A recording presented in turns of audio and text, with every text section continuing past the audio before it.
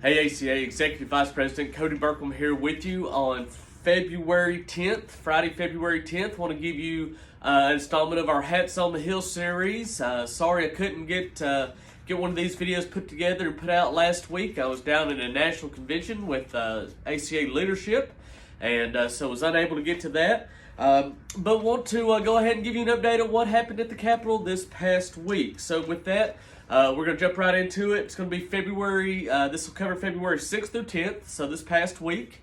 And with that, one of the first things that we want to talk about is HB 1182. As many of you may saw, I guess it was this past week, or last week, we put out a call to action, kind of alert to our members to call their state representative in support of HB 1182. And I can say that paid off in dividends as it passed out of the Senate or the House Ag Committee last week, and then was on the House floor Monday, first part of this week, and it passed with a vote of 67 yeas, 11 nays, 8 not voting, and 8 voting present. So with that piece of legislation moves on over to the Senate side. I believe it will be heard in committee this next week. And so we will be there to keep an eye on that piece of legislation as well. Another one that we have talked about a little bit, is HB 1221. If you'll remember, that is our piece of legislation that Representative Vaught and Senator Ricky Hill have introduced, creating some tax breaks for those that are living in a county that has been declared a natural disaster area by the governor. If they have to sell off livestock due to that natural disaster, this piece of legislation would create a tax break under state law where they would not have to report any livestock sold due to that disaster as taxable income in their gross income. So there has been no movement on that as of this time, but there have been a lot of background discussions getting members comfortable with this legislation, and we hope to see some movement on that over the next few weeks. But once again, we might have to wait just to see what kind of becomes of some of the tax breaks that they are talking about at this time.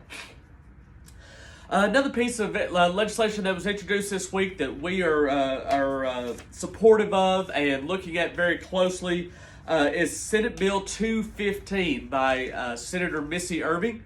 And what this does, this creates a tax exemption for working horse sales and fencing supplies used in commercial agriculture production.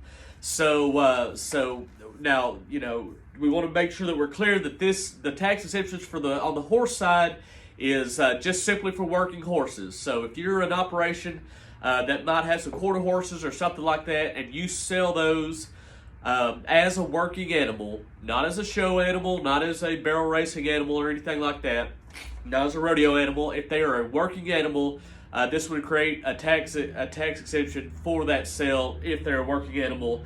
And then the fencing used in commercial agriculture, of course, as cattlemen, we all use plenty of fencing materials.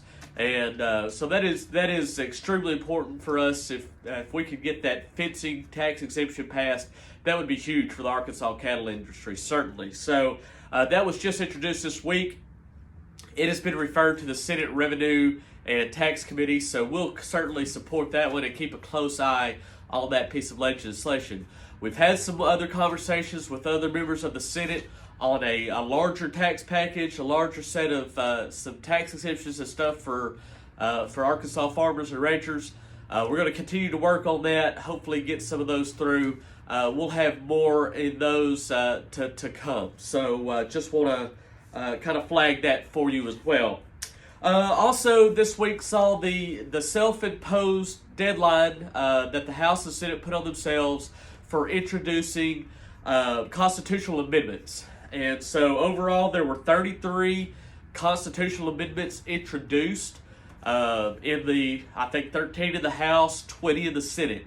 And so over the next several weeks, the legislators will go through those and pick out the ones that they like, talk about them, discuss them, and eventually several of them will get a vote on the House and Senate floors, and to see which constitutional amendments they want to put before the people of Arkansas in the next general election to vote on and to to possibly change the Arkansas state constitution. So with that, we want to keep these clips a little briefer than we have in the past, so I'm going to go ahead and wrap it up. If you have any questions, concerns, thoughts on a piece of legislation that are going through that maybe weren't mentioned here, you want a little more background information on those, please feel free to reach out to us here at the ACA office. We want to be there for you. We want to give you the information that we have on these pieces of legislation or hear ideas that you have as well. Like I said, there are other pieces of legislation that we're currently working on, and hope to have those introduced soon. We'll give you updates about those and let you know about those as they come forward. But all in all, this has been a really busy week. You might have seen that Governor Sanders came out with her education plan that she had talked about all through the campaign. So that is going to take a lot of time and a lot of energy, a lot of focus of a lot of our legislators. And so, of course, the ACA doesn't have policy on that, so we won't engage on that. Or we shouldn't engage in that, I guess. I guess something could come up where we would, but I don't foresee that.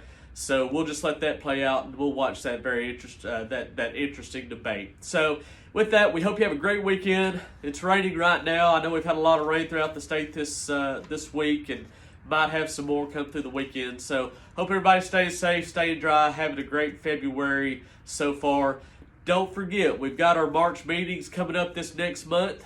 I believe the first one starts on the 6th in Meta.